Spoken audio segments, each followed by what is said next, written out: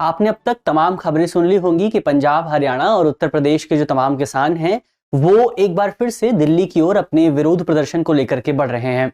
और इसी को देखते हुए दिल्ली के प्रशासन की ओर से इस पूरे एरिया में, इसके जो बॉर्डर वाला एरिया है वहां पर धारा 144 भी लागू कर दी गई है। तो आज इस वीडियो में हम इसी विषय पर विस्तार से बात करने की कोशिश करेंगे कि आखिर जो किसान आंदोलन कर रहे हैं उनकी क्या मांगे हैं। इस संबंध में जो तमाम इंपॉर्टेंट टर्म्स आते हैं एक बार उनको भी समझने की कोशिश करेंगे। वीडियो की शुरुआत करते हैं और सबसे पहले बात करते हैं वीडियो की रूपरेखा की, यानी कि उन बिंदुओं की जिन पर हम चर्चा करने वाले हैं। तो सबसे पहले हमने न्यूज यानी कि खबर को देखा। खबर के बाद हम विरोध के कारणों पर बात करेंगे। इसके बाद एमएसपी को भी एक बार समझेंगे। इसके अलावा स्वामीनाथन आयोग भी चर्चा में आया है, उसको भी देखेंगे और अंत में धारा 144 पर भी बात करेंगे और एक सवाल पर भी चर्चा करेंगे। इसके अलावा ये जो पूरा टॉपिक है आप इसे जीएस पेपर 2 और जीएस पेपर 3 से जोड़ करके देख सकते हैं। यहाँ पर आपको किसान का एक सेगमेंट मिलेगा, इसके अलावा आपको भारतीय अर्थव्यवस्था का भी एक सेगमेंट यहाँ पर दिखाई दे जाएगा। तो ये कुछ इंपॉर्टेंट सेगमेंट्स थे, कुछ इंपॉर्टेंट टॉपिक्स है जिन पर आज हम यहाँ पर बात करने वाले हैं। चलिए अब हम वीडियो की शुरुआत करते हैं और सबसे पहले हम बात करते हैं कि आखिर जो किसान आंदोलन कर रहे हैं उन आंदोलनों की असली वजह क्या है। एक बार उनकी वजह को भी जानने की कोशिश करते हैं, उनके कारणों पर बात करते हैं। तो आपको याद होगा कि बीते दिनों 2021 में आंदोलन हुआ था। सबसे पहले अगर मांग की बात करें तो किसानों की ओर से मांग की जा रही है कि सरकार सबसे पहले तो न्यूनतम समर्थन मूल्य यानी कि मिनिमम सपोर्ट प्राइस को लेकर के इसकी गारंटी देने वाला एक कानून लेकर के आए, जिस कानून में ये स्पष्ट तौर पर लिखा हो कि हम जो सरकार है वो किसानों को न्यूनतम समर्थन मूल्य प्रदान करेगी। अब आपको याद होगा कि 2021 में भी इस तरह का एक आंदोलन हुआ था, एक व्यापक किसान आंदोलन आपको देखने को मिला था। और ये किसान आंदोलन जब समाप्त हुआ था तो समाप्ति पर सरकार ने किसानों से वादा किया था कि हम जो है इस संबंध में एक कानून को लेकर के आएंगे, लेकिन अभी तक सरकार की ओर से इस संबंध में कोई भी कानून लागू नहीं किया गया है। तो इसी को देखते हुए, इसी से नाराज होकर किसान एक बार फिर से आंदोलन कर रहे हैं। इसके अलावा कुछ और मांगे भी हैं। उन अन्य मांगों पर अगर आप बात करें तो इसमें पहली मांग है कि स्वामीनाथन आयोग की जो सिफारिशें थी उन सिफारिशों को स्वीकार किया जाए, उन सिफारिशों को लागू किया जाए। इसके अलावा किसानों और जो खेतों पर मजदूर काम करते हैं उनके लिए पेंशन की व्यवस्था की जाए और कृषि ऋण माफ किया जाए, एग्रीकल्चर लोन को माफ किया जाए। और आपको याद होगा बीते दिनों लखीमपुर खीरी, उत्तर प्रदेश के लखीमपुर खीरी में किसानों के साथ कुछ हिंसात्मक घटनाएं देखने को मिली थी, जिन घटनाओं में तकरीबन 10 किसानों ने अपनी जान गंवाई थी। तो मांग ये की गई है कि लखीमपुर खीरी में जो घटना हुई थी उस घटना में किसानों को न्याय दिया जाए, जो लोग इस पूरी घटना में इन्वॉल्व थे उन लोगों को सजा प्रदान की जाए। तो ये तमाम चीजें हैं जो कि यहाँ पर हमें देखने को मिली हैं। ये तमाम मांगे हैं जो कि किसानों की ओर से की जा रही हैं। चलिए ये तो हमने मांगों की बात कर ली है। अब एक बार यहाँ पर जो सबसे इंपॉर्टेंट डिमांड है वो है आपका एमएसपी को लेकर के, न्यूनतम समर्थन मूल्य को लेकर के। तो एक बार उस डिमांड पर भी बात कर लेते हैं। उसको अगर आप समझने की कोशिश करें तो एमएसपी का क्या मतलब है। एमएसपी वो रेट है, एमएसपी वो दर है जिस दर पर सरकार जो है किसानों की फसल को खरीदती है। सरकार क्यों खरीदती है किसानों की फसल को? तो सरकार इसलिए खरीदती है ताकि सरकार जो पब्लिक डिस्ट्रीब्यूशन सिस्टम चलाती है, जैसे सरकार राशन जो प्रदान करती है कम मूल्य पर, उस राशन की जो खरीदारी की जाती है वो किसानों से की जाती है। और वो जो खरीदारी होती है जिस दाम पर होती है उसी प्राइस को आप एमएसपी कहते हैं। इसके अलावा सरकार बेसिकली किसानों की सहायता के लिए भी इस तरह के कार्यक्रम चलाती है। और वर्तमान समय में सरकार तकरीबन 22 फसलों पर अनिवार्य तौर पर एमएसपी की जो है घोषणा की जाती है।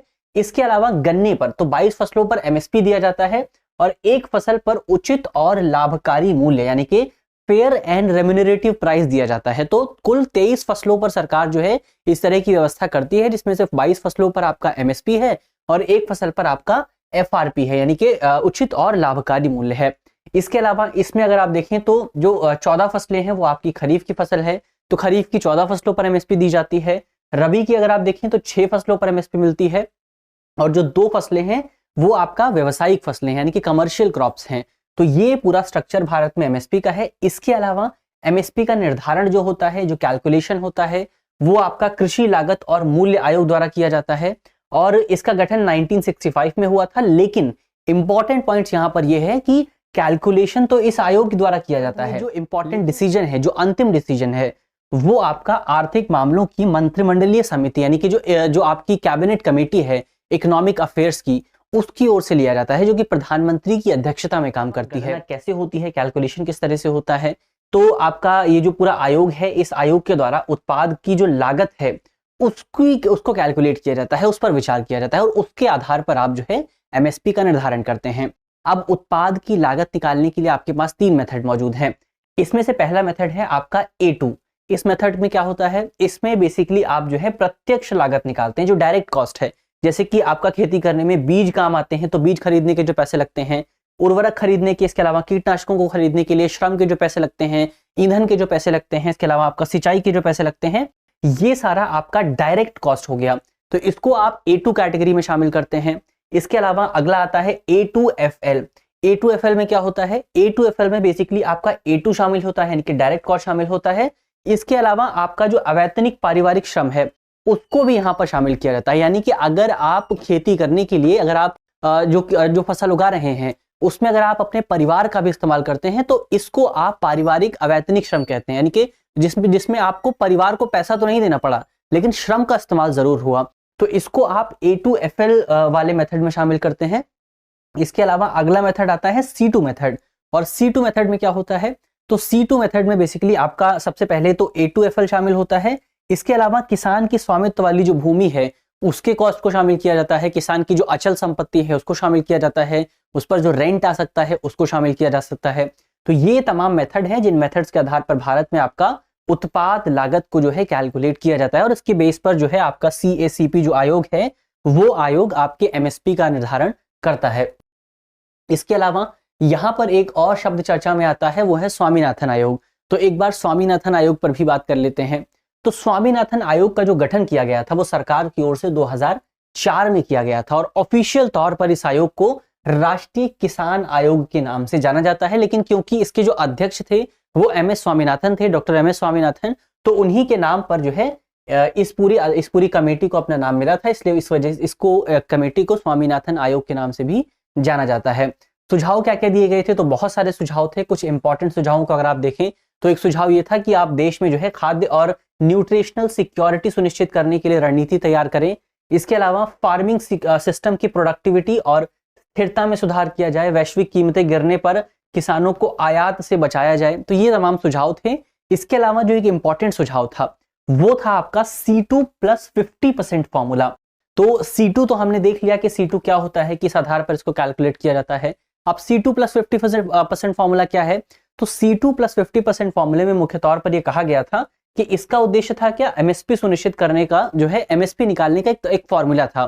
क्या होता था इस फॉर्मूले में, तो इस फॉर्मूले में स्वामीनाथन आयोग ने यह कहा था कि किसानों को जो औसत लागत है, यानी कि आपका जो ये C2 वाला मेथड है, औसत लागत से कम 50% ज्यादा MSP मिलनी चाहिए। यानी कि C2 जितना भी निकल करके आता है, इस C2 में हमें 50% अमाउंट जो है और ऐड करना चाहिए। यानी कि अगर इसके एग्जाम्पल को आप देखें तो अगर C2 किसी फसल का 100 निकल करके आता है तो यहां पर हमें 50% और ऐड करना चाहिए और किसानों को हमें 150 रुपए देने चाहिए। ऐसा स्वामीनाथन आयोग की ओर से कहा गया था और इसी वजह से किसान ये मांग कर रहे हैं कि भारत में स्वामीनाथन आयोग की सिफारिशों को लागू किया जाए। खास तौर पर C2 + 50% फॉर्मूले को लागू करने की बात की जा रही है। अब हम बात करते हैं भारत में धारा 144 की। तो अगर आप CRPC को पढ़ेंगे तो वहां पर आपको धारा 144 दिखाई दे जाएगी। ये जो धारा है, ये धारा बेसिकली किसी भी क्षेत्र के जो मजिस्ट्रेट होते हैं उनको ये अधिकार देती है कि वो अपने निर्दिष्ट क्षेत्र में 4 या फिर 4 से ज्यादा लोगों को एक साथ इकट्ठा होने से रोकने का आदेश जारी कर सकते हैं। कारण क्या होता है, क्यों जारी किया जाता है, तो ये आदेश बेसिकली किसी क्षेत्र में उपद्रव को रोकने के लिए, इसके अलावा किसी संभावित खतरे को टालने के लिए इस तरह का आदेश जो है जारी किया जा सकता है। इसके अलावा ये आदेश जो है वो किसी एक विशेष व्यक्ति के खिलाफ भी जारी किया जा सकता है या फिर आम जनता इन जनरल सभी लोगों के खिलाफ जारी किया जा सकता है। विशेषताओं की अगर आप बात करें तो यहाँ पर किसी भी प्रकार के हथियार को रखने पर प्रतिबंध लगाया जाता है और अगर आप इसका उल्लंघन करते हैं तो आपको अधिकतम 3 वर्ष की जो है सजा हो सकती है। इसके अलावा आवाजाही ट्रांसपोर्टेशन पर प्रतिबंध होता है, जो तमाम एजुकेशनल इंस्टीट्यूट्स हैं उन्हें बंद कर दिया जाता है। इसके अलावा किसी भी प्रकार की रैली आप नहीं कर सकते हैं, किसी भी प्रकार की जनसभा आप नहीं कर सकते हैं और साथ ही इंटरनेट एक्सेस को ब्लॉक करने का अधिकार भी मजिस्ट्रेट को प्रदान किया जाता है। और भारत में लगभग जहां भी इंटरनेट ब्लॉक होता है, इंटरनेट को ब्लॉक किया जाता है, उसमें से अधिकांश में आपको धारा 144 से दिखाई दी जाएगी। तो ये हमने धारा 144 को भी यहाँ पर देख लिया है। अब